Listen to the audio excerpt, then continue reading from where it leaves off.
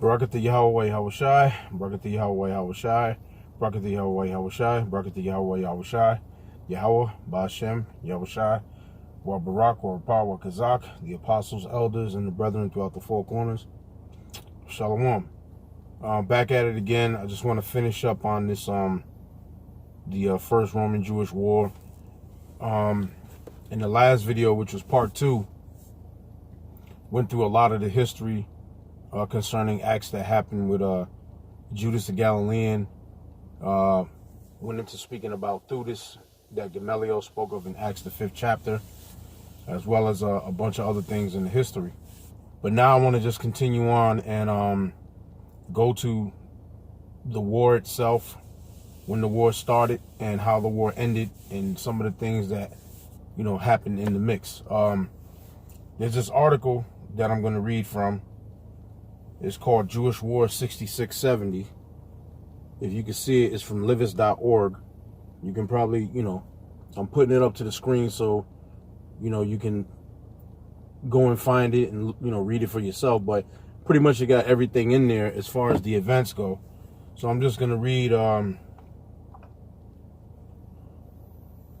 you know, some of the events that took place leading up to the war. It says here, causes of the war, 66 to 70. In 66, the Roman Emperor Nero, he needed money, and he ordered his representative in Judea, Gaius Florus.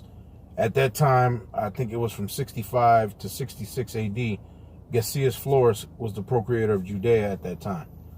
So basically he told Gaius, listen, go get that money out the temple. Go take that money from the niggas, basically. And he told Gaius Florus to confiscate it from the temple. The governor was not amused when some Jewish jokers passed the hat round for that poor procurator Florus. He demanded their punishment, but when his policemen could not find the mockers, he had some passerbys arrested and crucified. So he had some people who had nothing to do with the mockery that was just made of him. He had some regular people that were passing by. He had them crucified. Now it says, of course, this was tactless and brutal, which is what the Romans continually were doing. That's why Yahushua said, from the time of John the Baptist until now, the kingdom of heaven suffereth violence, and the violent take it by force. That was the Romans. But the Romans weren't the only ones that were doing violence to the children of Israel. Okay, it says, of course, this was tactless and brutal, but it would not have led to the destruction of the temple. And it says, if there had not been one or two deeper causes, the obvious reason why this incident led to war was the religious tension between the Jewish populace and the Roman government. However, the Roman governors and the temple authorities have found practical solutions to deal with these problems. So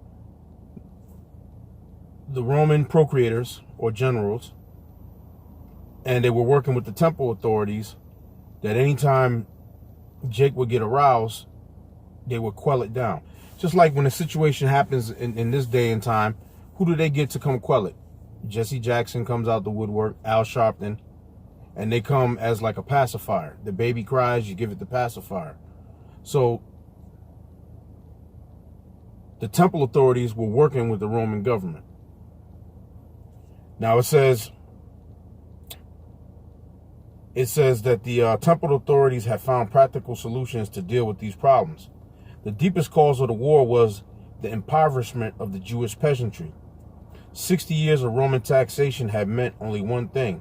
The Jews had to pay money which was spent in Italy and on the border.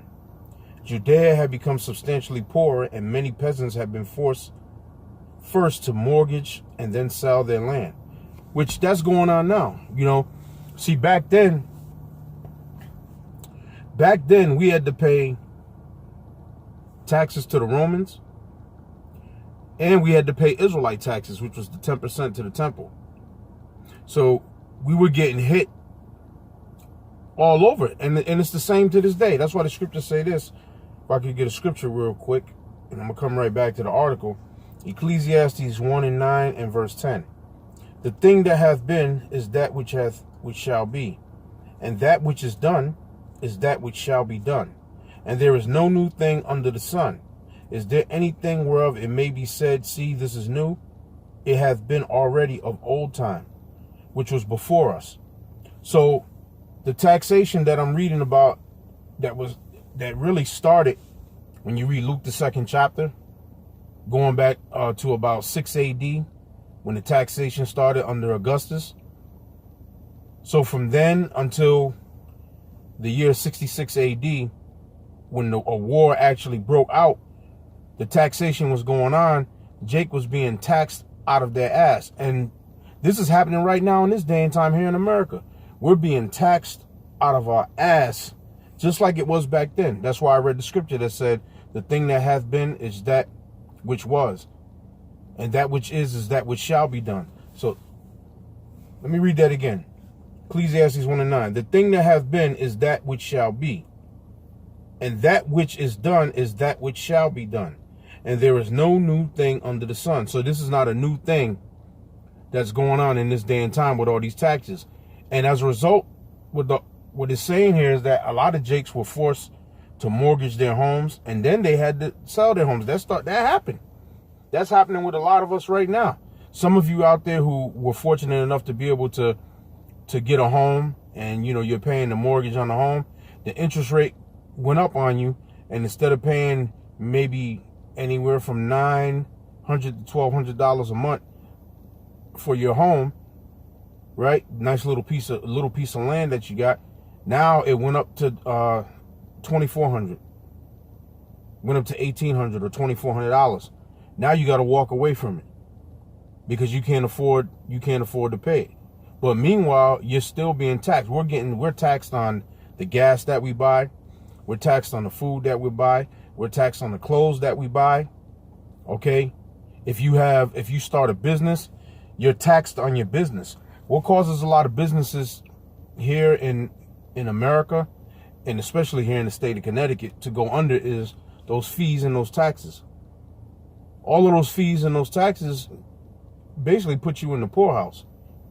You know what I'm saying? You start a business, you got to pay the government, but then you got to pay your local state taxes. And it varies from state to state. Okay, you pay state taxes on your business and you pay federal taxes for a business. And then other fees and licenses that you got to have for your business, whatever the business may be. And then before you know it, the business goes under. Because really all of the fees that are coming from these devils basically put you in the poorhouse. And Salakia for that ice cream truck shit, but I'm here at the park recording this, so people are gonna ride by the ice cream truck. You're gonna hear music from time to time, people riding by. But let me go back to the article. So it says the deepest cause of the war was the impoverishment of the Jewish peasantry. 60 years of Roman taxation had meant only one thing: the Jews had to pay money. And like the scriptures say, we are subject to payments. All right? You got to pay for everything, subject to payments. If you got children, more likely your woman is taking you to child support to put you on child support so she can get that money. You got child support payments. And then on top of that, the state of Connecticut will come after you and put you in, and then she'll put you in the rearage, and you got to make those payments. So you'll have either a mortgage payment or rental payments, a car note payment, car insurance payment. You got the taxes that you pay out of your check week in and week out, as well as other things, that I spoke of earlier. Your food is taxed, your gas is taxed, your clothing is taxed. You pay a tax on everything. Then you got tolls that you gotta, you need to travel and do things. You might have to travel for work reasons. Then you got to pay tolls on top of that. Hell, when we go to camp, you got to pay tolls going to camp. So it says the deepest cause of the war was the impoverishment of the Jewish peasantry. 60 years of Roman taxation had meant only one thing: the Jews had to pay money, which was spent in Italy and on the border, Judea had become substantially poor, and many peasants had been forced to mortgage and then sell their land. Besides, in Jerusalem, many people had become unemployed. When the renovation of the temple was finished in 63, the peasants and artisans had a reason to fight, and they were willing to do so. They were willing to do so because they had nothing else. It's like right now. It's like that right now. It's like that right now to this day. There's a lot of jakes out there that are unemployed, and he might be an electrician. He might be a carpenter. He might be working in HVAC, and where you put up the ducts through the building to run the AC system, and or you hook up a central air system where it's AC and it's heat, or a central vac system. Some homes, people that got money, they got central AC, central heat, and then they got central vac where they just hook up a hose in the bedroom and it'll vacuum, central vac, so to speak. But there's a lot of jakes who are unemployed even to this day, as was the case back then. Okay. Now, let me jump down. It says, for some time, the temple authorities have been able to check the peasants' anger, but in the third quarter of the first century, most people considered the high priesthood corrupt. The war of 66 to 70 was not only a war between the Romans and the Jews, it was also a class struggle, which that's going on right now. It's a class struggle going on right now here in this kingdom. There's no new thing under the sun. It's going on right now here in 2018. So I read about, it was Nero. So now let me just I just want to touch on something in, I just want to touch just a little part here in the Josephus, War of the Jews. War of the Jews, book 2, chapter 13. I just want to just read a little passage out of there. Then I'm gonna go back to the article. Let me see. See if I can find this here. I think I had it queued up. Yeah, right, because I read that in the article. Now let me read this in the history. This is the Josephus, War of the Jews, book 2, chapter 13. I'm gonna read the first verse. Now, as to many things in which Nero acted like a madman out of the extravagant degree of the felicity and riches which he enjoyed, and by that means used his good fortune to the injury of others, and after that manner he slew his brother and wife and mother, from whom his barbarity spread itself to others that were mostly nearly related to him. He killed most of the people that were related to him. And how at last he was so distracted that he became an actor in the scenes and upon the theater. I omit to say any more about them, because there are writers enough upon those subjects everywhere. But I shall turn myself to those actions of his time in which the Jews were concerned. Nero therefore bestowed the kingdom of the Lesser Armenia upon Aristobulus, Herod's son, and he added to Agrippa's kingdom 4 cities, with the toparchies to them belonging, Abila, and that Julius, which is in Perea, Tarichaea, also in Tiberias of Galilee. But over the rest of Judea he made Felix the procurator. Right? Felix was the procurator of Judea during that time. This Felix took Eleazar the arch robber and many that were with him alive, when they had ravaged the country for 20 years. So this is 66 AD. These guys ravaged the country for 20 years. So that would be going back to about 46 AD. That these robbers had ravaged the country. It says ravaged the country for 20 years. It says, and read it again. When the country was purged, let me go back up here.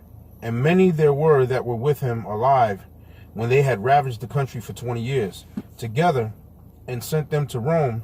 But as to the number of the robbers whom he caused to be crucified, and of those who were caught among them, and whom he brought to punishment, they were a multitude not to be enumerated. It says, when the country was purged of these, there sprang up another sort of robbers in Jerusalem, which were called Sicarii, who slew men in the daytime and in the midst of the city. This they did chiefly at the festivals, like the Passover, or at the day of Pentecost. They go out there and kill people right there during the festival. That's the festivals it was talking about. It ain't talking about no fucking Greek festival or no bullshit lobster festival. It ain't talking about no shit like that, because Jake wasn't eating that. That's against the law. You know, they have different festivals here. Greek festival, this festival, that. It wasn't talking about no festival like they have here. The festival was either the Passover, the day of Pentecost, so to speak. That's just to give you an idea. This they did chiefly at festivals, when they mingled themselves among the multitude and concealed their daggers. It's talking about the Sicarii. Daggers under their garment, with which they stabbed those that were their enemies, and when any fell down dead, the murderers became a part of those that had indignation against them, by which means they appeared persons of such reputation that could no means be discovered. So that was just reading a little bit about Nero and about what was going on at that time. And the Sicarii were in there, and they were a part of it. The Sicarii were going around and killing people at festivals and robbing people. You know, people might be looking at them and the Zealots, because they were one and the same, basically, as being some freedom fighters or something. They weren't no fucking freedom fighters. They were robbers, and they were thieves. They were common thieves and goddamn robbers. That's what they were. So now let me go back to the article. Okay, let me go back here to the article.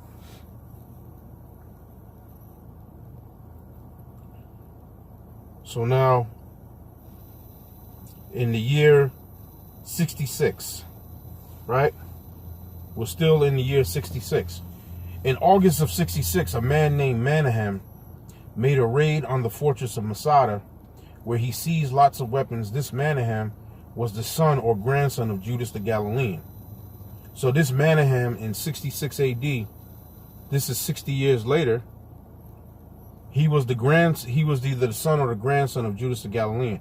In the Josephus, it says he's the son of Judas the Galilean.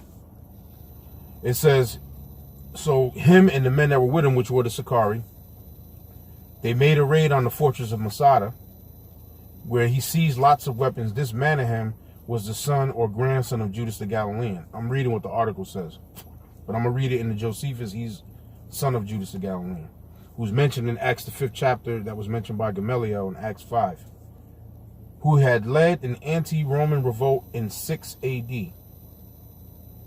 That's the Judas the Galilean spoke about in Acts the 5th chapter. Two of his relatives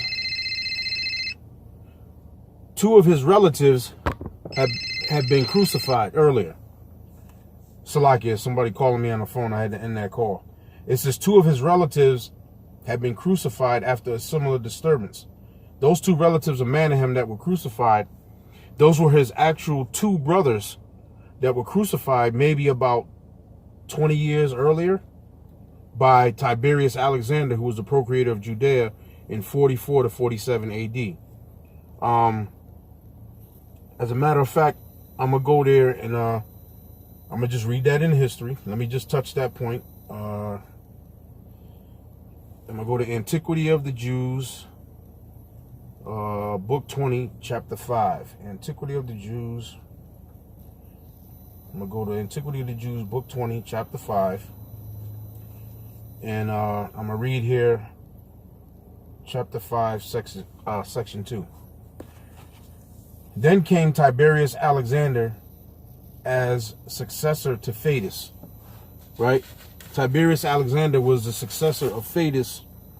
Fadus was the procreator of Judea from 44 to 47 AD. Tiberius Alexander, or his name is Tiberius Julius Alexander, was the procreator from 47 to 48 AD. So this is about 20 years before Menahem sacked the fortress of Masada and basically killed those Romans that were guarding it and took it over. You could say about 20 years prior, 19 or 20 years before, his two brothers were killed in the same manner, doing the same thing that he did 20 years into the future. So now let me go back into it. Then came Tiberius Alexander as successor to Phaedus. He was the son of Alexander, the Albarch of Alexandria, which Alexander was a principal person among all the contemporaries, both of his family and wealth. He was also more eminent for his piety than his son Alexander, for he did not continue in the religion of his country. Under these procurators, that great famine happened in Judea. Now, under these Roman procurators, there was great famine that was going on in Judea. Why?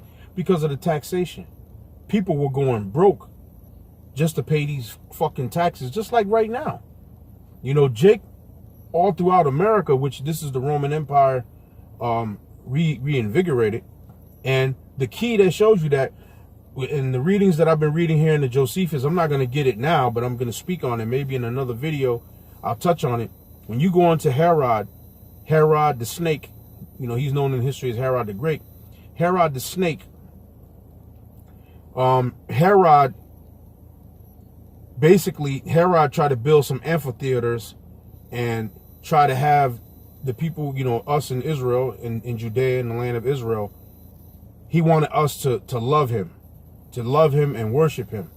So he was trying to get on our good side. So he tried to build some amphitheaters, you know, some entertainment, you know, bread and circuses, but that wasn't working. So one thing that Herod had did that was fucked up, on the door, on the entrance of the temple, he had put up and erected a Roman eagle on the temple, basically saying that, look, you know, we got you niggas. And, you know, they had us then and they have us again right now. What is the symbol that America goes under? The eagle. The scriptures say in Deuteronomy, the nation that shall come against you from far shall come swift as the eagle flieth. All right. The scriptures say, thou that exalt thyself as the eagle. That's the so-called white man. That was David. That scripture, thou that exalt thyself as the eagle, that was before the Roman Empire came together and used the symbol of the eagle.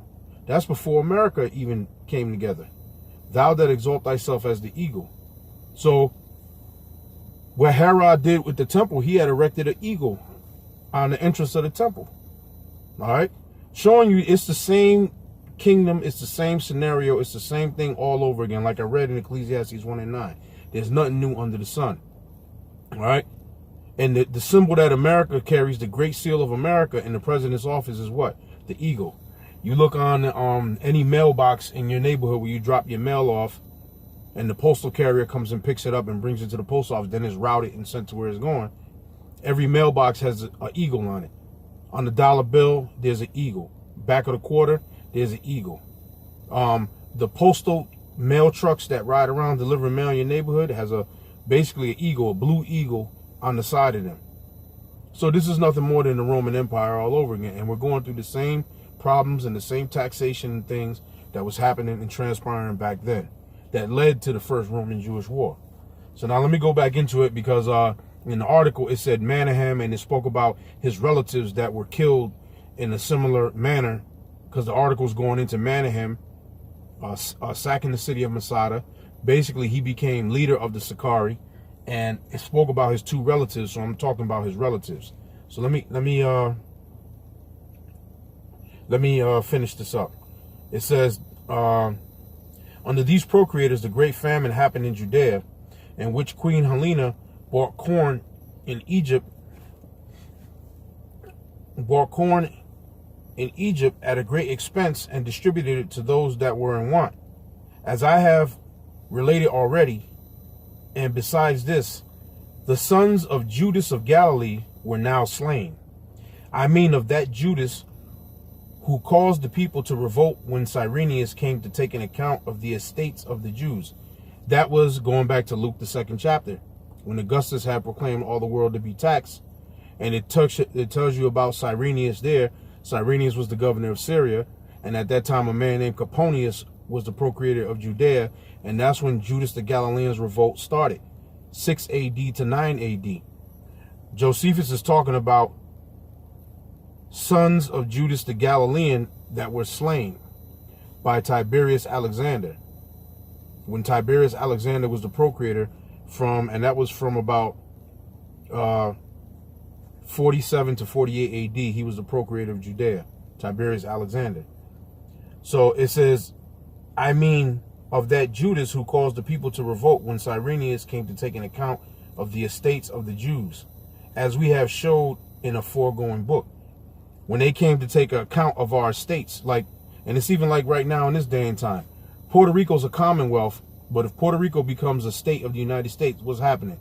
The land surveyors want to go there and survey the land and measure how many acres you got and determine this is how much your land is worth.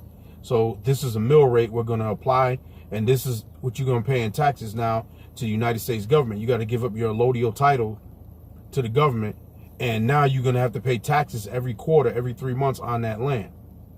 Well, they were looking at the estates of our people, right?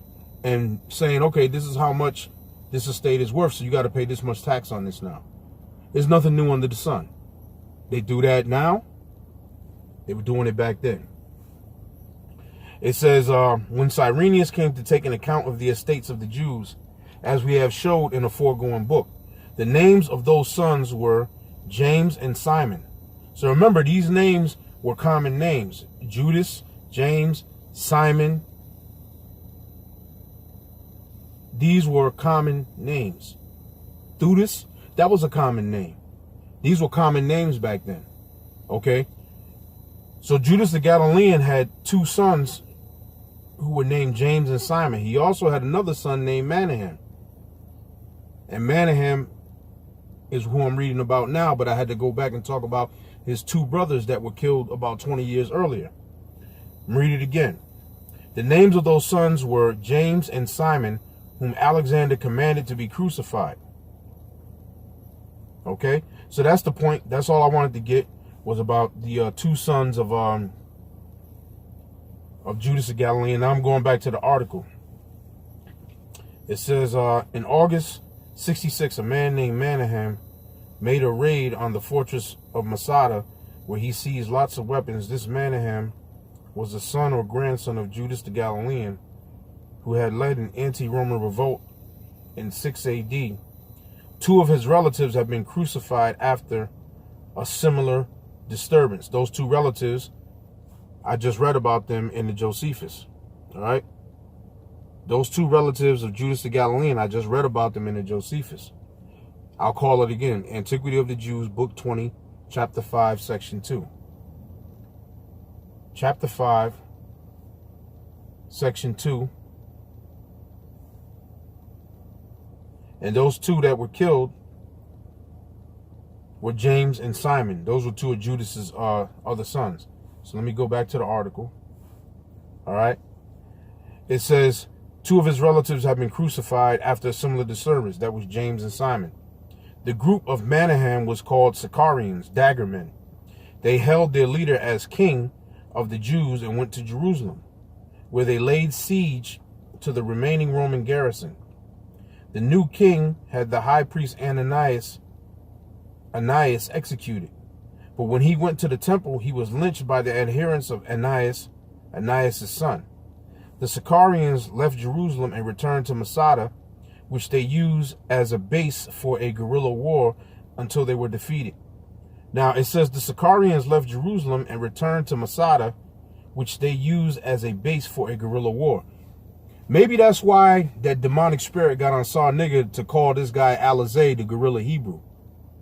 Now it says here in the history, the Sicarians left Jerusalem and returned to Masada, which they used as a base for a guerrilla war. Maybe that's why that demonic spirit jumped on him to name him the guerrilla Hebrew. You know, that guy Alizé, named him the guerrilla Hebrew. Now, I'm going to go into the Josephus and I'm going to read a little bit about Menahem. In Antiquity of the Jews, book 2, chapter 17. So now let me go here. I'm going to read about Menahem. Antiquity of the Jews, book 17. Let me see. Bear with me one moment. I got it right here. Book 17, verses 8 and 9. Chapter 2, book 17. No, I'm sorry. It's book 2, chapter 17. Book 2. Antiquity of the Jews, book 2. Come on now. I'm just waiting on this. Come on, let's go. There we go. Book 2.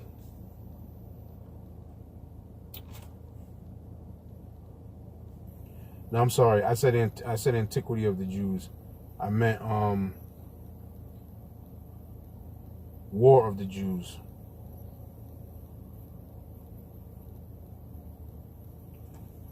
War of the Jews, book 2, chapter 17. That's what it was. War of the Jews, book 2, chapter 17. I'm going to go here to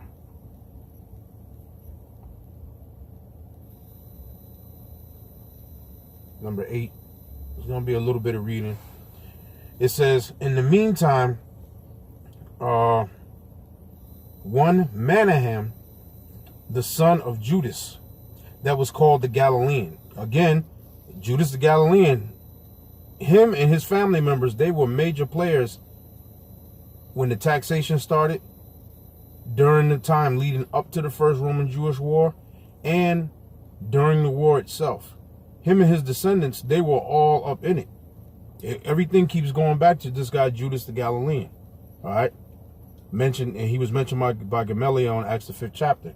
So now, we read about Judas the Galilean's 2 sons being killed by Tiberius Alexander, which is about 20 years before Menahem sacked the, in August of 66, sacked the Masada, right? And he became, basically, he was the leader of the Sicarii at that time. His father was the leader of the Zealot revolt. So the Sicarii and the Zealots were like one and the same. But now, it says,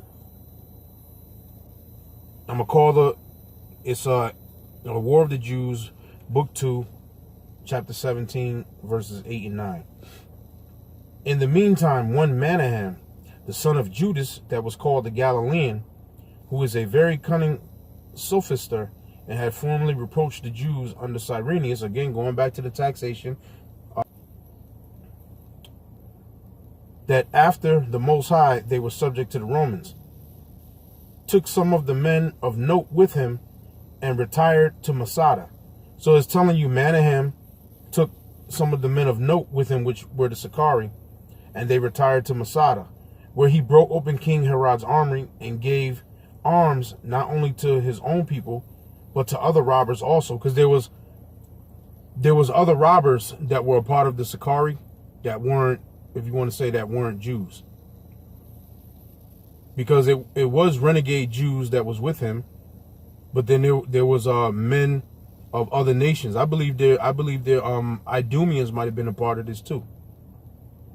It's probably somewhere in the Josephus. I believe there were some Idumeans that strove together with the Sicarii, and as well as some men of other nations or whatever. So it says here that he broke into Herod's army. He gave arms not only to his own people, but to other robbers also. These he made use of for a guard. So those other guys, he put them on post. Like, listen, you're going to guard. I'm going to put you on guard here, as I'm going to set you up as garrisons to guard Masada. We took Masada, so I'm going to set you other guys up as guards. You know what I'm saying? So now it says,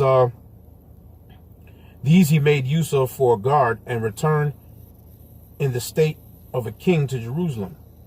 He became the leader of the sedition and gave orders for continuing the siege. But they wanted proper instruments, and it was not practicable to undermine the wall, because the darts came down upon them from above, but still they dug a mine from a great distance under one of the towers and made it totter. And having done that, they set on fire what was combustible and left it. So basically it's going into Manahem. Now let me go down here. It says, however, those that were within sent to Manahem and to the other leaders of the sedition and desired they might go up upon a capitulation. This was granted the king's soldiers and their own countrymen only, who went out accordingly. So that was it. I just wanted to read a little bit about Manahem because there's so much and so many details and so much history to read. But the point I wanted to make is Manahem was also a son of Judas the Galilean. All right. So now let me go back to the article. Okay. Okay. Because Manahem set himself up as a king. And what was going on back there was anytime a person called himself a king, that meant there was going to be a rebellion to the Romans. So immediately when the Romans heard somebody said, look, I'm a king, the Lord came to me, I'm a prophet, send a legion down there, send 200 men down there to kill his ass. Or it'd be more than 200 men. It could be 5,000 men. Go down there, knock this guy off. That's what was going on there.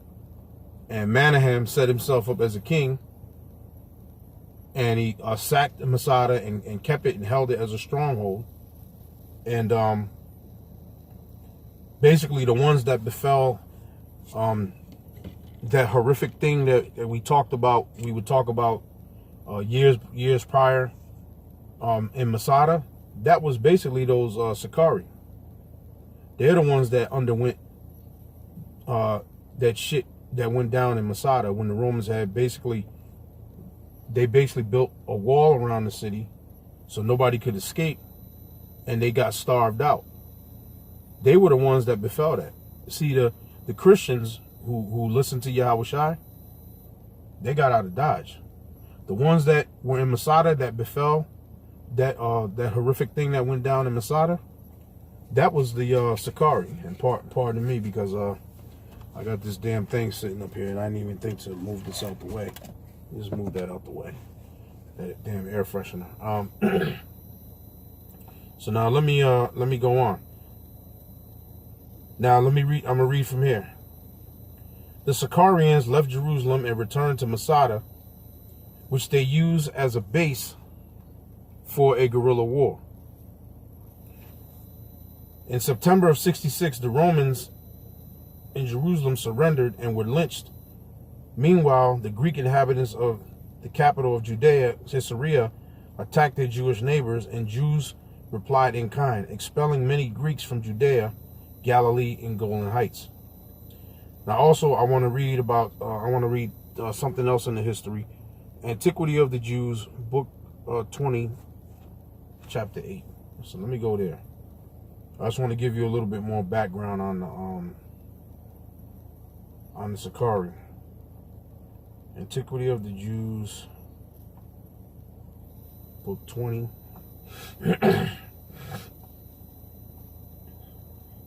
Book 20, chapter 8.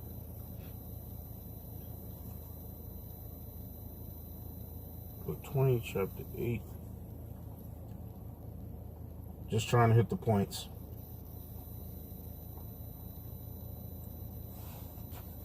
Now it says here on book 20 and chapter 10, Antiquity of the Jews, book 20, chapter 8, section 10, or if you want to call it paragraph 10. Now, it speaks about here about Festus. Now, Festus was the procreator of Judea from 60 to 62 AD. This is in the time of the Apostle Paul, by the way, because the procreator who was before him was Felix. And this was in the Apostle Paul's time and in the 12 disciples' time. All right, this was in their time frame. Verse 10, upon Festus coming into Judea, it happened that Judea was afflicted by the robbers, while all the villages were set on fire and plundered by them, by who? The robbers.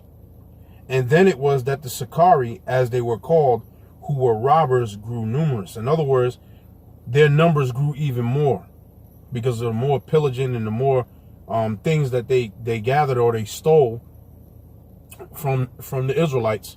The more that they gathered and they stole from their own people. But like I said, they were Jews, but then you had some men of other nations that was joined unto them too, that was joining in the robbery.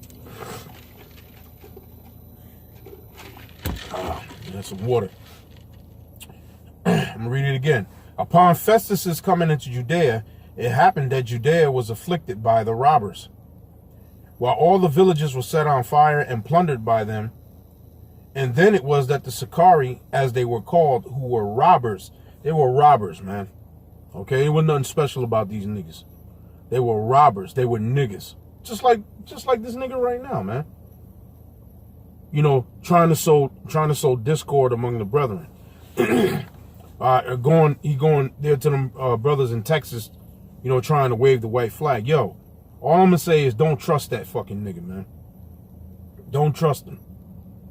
All right, his name is exactly what it is, Dagger. Okay, he comes to try to befriend you, then stick you in the fucking back. Don't trust that nigga, man. Don't trust his ass. and that's for you brothers in autumn. Hey, whatever the spirit is on you to deal with him, you know, deal with him. You know what I'm saying? Don't deal with that nigga. The spirit is on you to tell him to go fuck off. Tell that nigga to go fuck off, man. Cause he's a nigga, all right? And then he got a problem with us worshiping and following Yahweh Shai.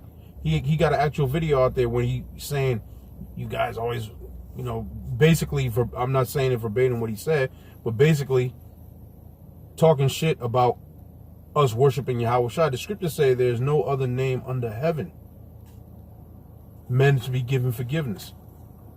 No other name under heaven. Yahweh Shai is the author and finisher of our faith.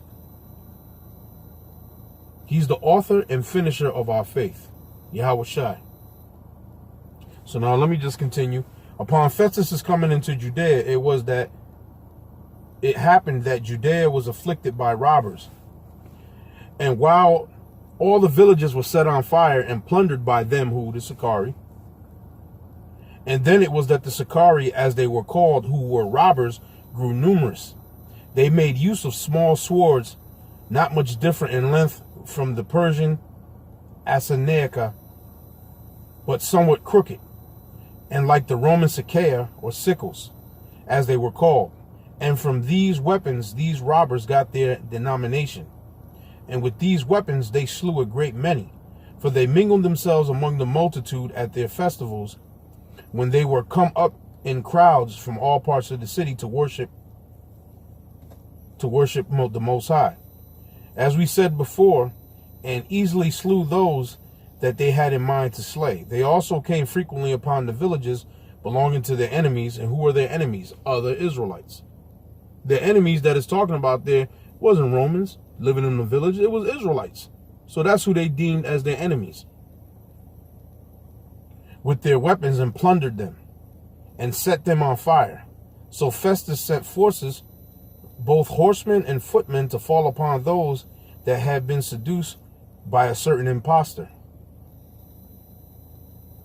who promised them deliverance and freedom from their miseries they were under, if they would but follow him as far as the wilderness. And that's going into something else, but you get the picture about what's going on.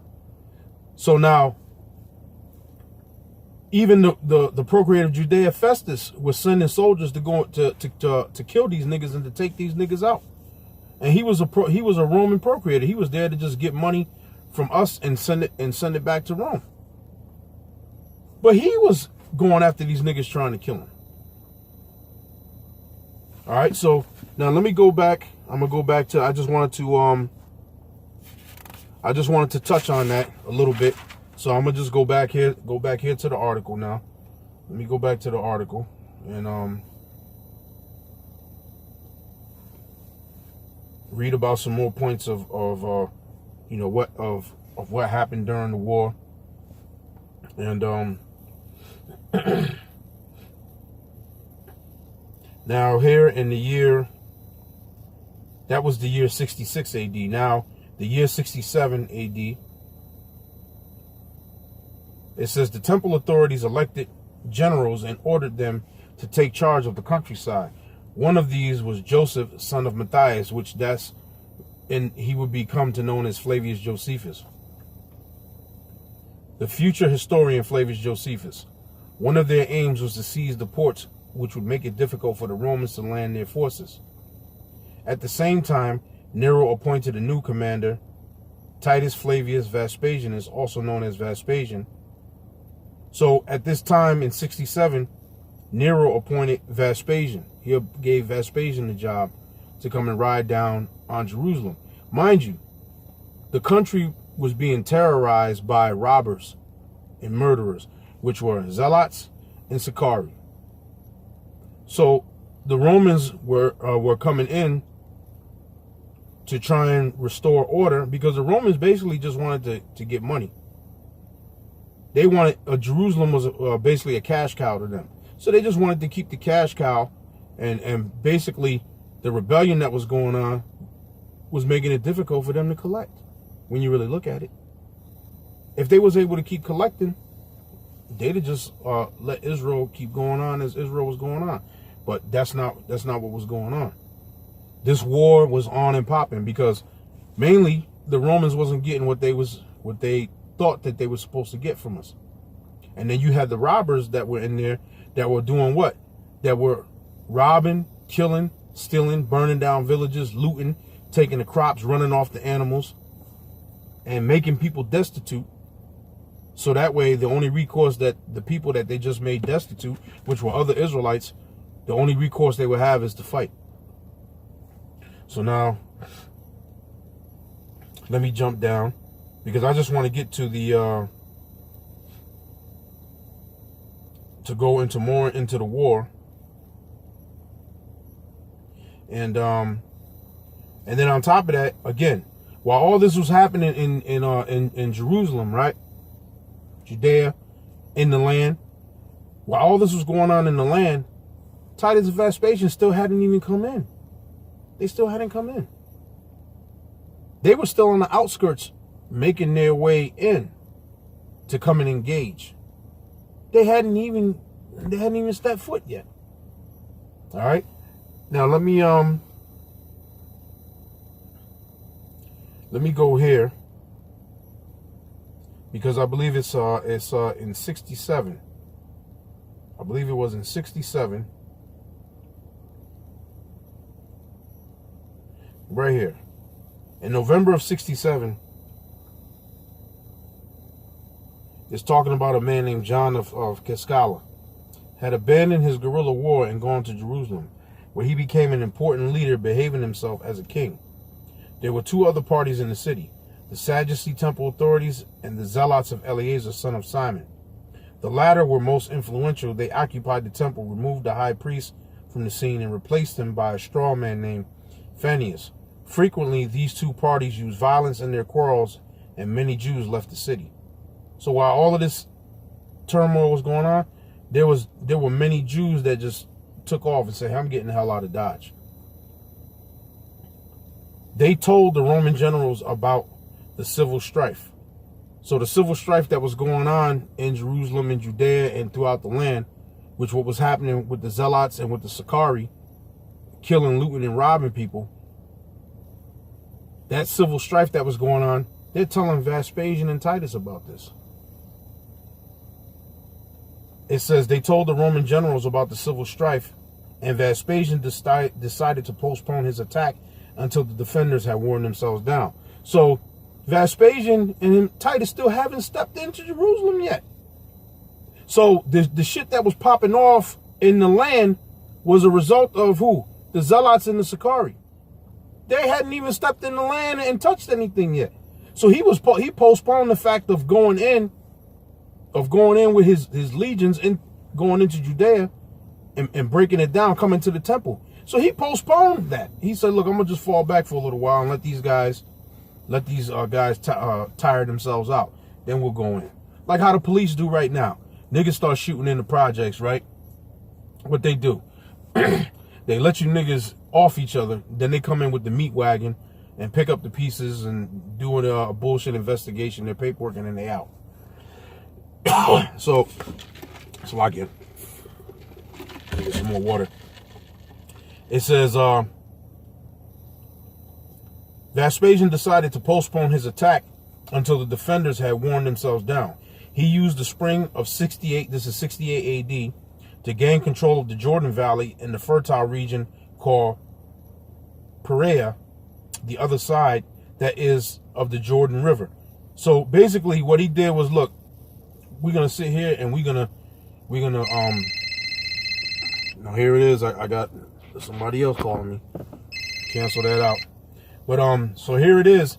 He said, look, basically I'm gonna put a blockade on this side of Jordan and on the other side of Jordan. So basically he was just setting up to make a perimeter around the land, set a perimeter. That's what he was doing. Because meanwhile, the civil strife was going on in the land, right, in Jerusalem. So they on the outskirts, they said, look, we ain't even going to step into that. We just going to form a perimeter out here, and we're going to wait. See, people think that the Romans just came in and that was it. In 70 AD is when they put an end to the Jewish state. We didn't even get to 70 AD yet. And again, I don't want to like keep dragging it out. I want to try to hit the points, but I got to kind of explain what's going on. It says, in 68, to gain control of the Jordan Valley in the fertile region called Perea, the other side that is of the Jordan River. Meanwhile, his soldiers seized the crops of the Jewish peasantry. During his campaign, the settlement at Qumran, you know, where the Qumran caves is at, that's where the Dead Sea Scrolls was found, so he was there. It says, was destroyed by soldiers of the 10th Fretensis. It says, having achieved control of Galilee, the coastal region, and the Jordan Valley, Vespasian could have attacked Jerusalem from three sides. So basically, he had control of Galilee, the coastal region, and the Jordan Valley. So, boom, he had three sides blocked off. Basically, they were forming a perimeter, like I said. And it says, at that moment, however, a messenger brought remarkable news came from Italy. Nero had committed suicide, and a senator named Galba was the new ruler of the Roman Empire. Vespasian immediately sent his son Titus to Rome to congratulate the new emperor. But before he had reached Greece, he learned that Galba had been lynched by his own guard. So it was turmoil going on back in the home base of Rome, just like there was turmoil going on in Jerusalem. So the Nero killed himself, and then Galba came up, and then Galba got killed. So he was sending Titus to go and congratulate Galba. Galba got killed before Titus even made it. So Titus just made an about face and said, look, man, I'm going to go back to where my father's at, man. I ain't going up there with that shit going on. It says, to congratulate the new emperor, but before he had reached Greece, he learned that Galba had been lynched by his own guard. Two new pretenders, Vitellius and Otho, were engaged in the civil war. Titus returned to Judea, where his father decided to postpone the war against the Jews and to intervene in the civil war. Vespasian and Titus were clever diplomats who secured the support of several Syrian princes, the governor of Egypt, and the legions along the Danube in July of 69. On hearing the news that Vitellius had defeated Otho, Vespasian had himself proclaimed emperor, claiming that he wanted to avenge Galba. So Vespasian had himself proclaimed as an emperor. It says, claiming that he wanted to avenge Galba, he went to Egypt, where he cut off the Italian food supply in September.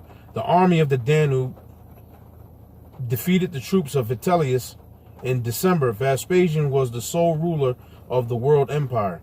The man who had predicted it, Joseph, son of Matthias, was released and received Roman citizenship and a new name, Flavius Josephus. So Josephus was captured by him and put in prison. But, you know, Josephus basically, he did a Yikwa move. He told him, look,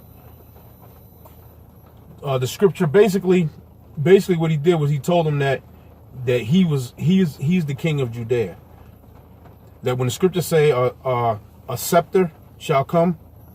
Matter of fact, let me see if I get that. And I believe it's Numbers 24. And you know, Josephus did this to really save his own ass. He really did that to save his own ass. Because he told him that he was going to be the new king. Numbers 24 and 17 and 18. It says, let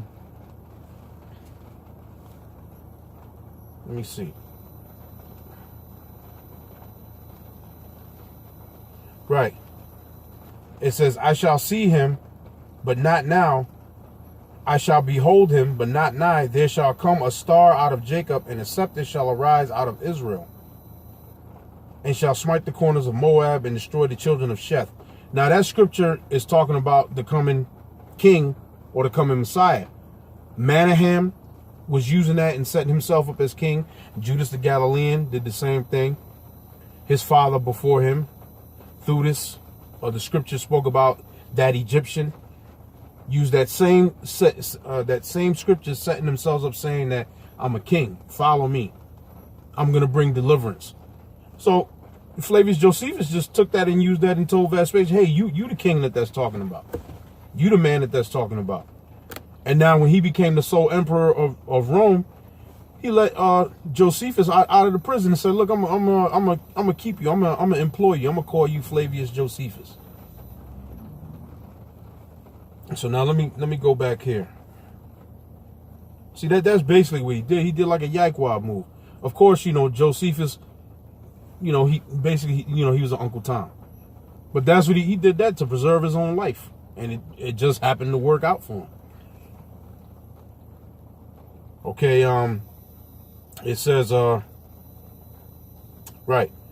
The man who had predicted it, Joseph, son of Matthias, was released and received Roman citizenship and a new name, Flavius Josephus. All right. And it says, to the Jews, the situation did not seem hopeless. The appearance of a new comet seemed to indicate that the time for the great war of liberation had come. And indeed, the Romans had paused their attacks for some time. There was a civil war, and at the other end of the empire, the Batavians had revolted, and the new emperor, Julius Sabinus, had been proclaimed in Gaul. Some optimism was permitted. However, the Romans will come to restore order very soon. And the Romans, and pretty much after that, they came into Jerusalem, they sacked the temple, burnt the temple down, and they put an end, like it says in Babylon and Timbuktu, in 70 AD, they put an end to the Jewish state. But now, the things that these guys were doing, Manahem, which was the son of Judas the Galilean, and Judas the Galilean himself, and the Sicarii, they were a bunch of thieves, and they were a bunch of robbers. Now, Yahushua about paying taxes, what did Yahushua say about paying taxes? Okay, got the book of Mark 12.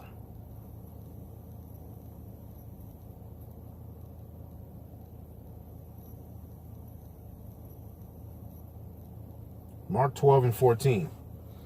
And when they were come, they say unto him, Master, we know that thou art true and carest for no man, for thou regardest not the person of men, but teachest the way of the Most High in truth.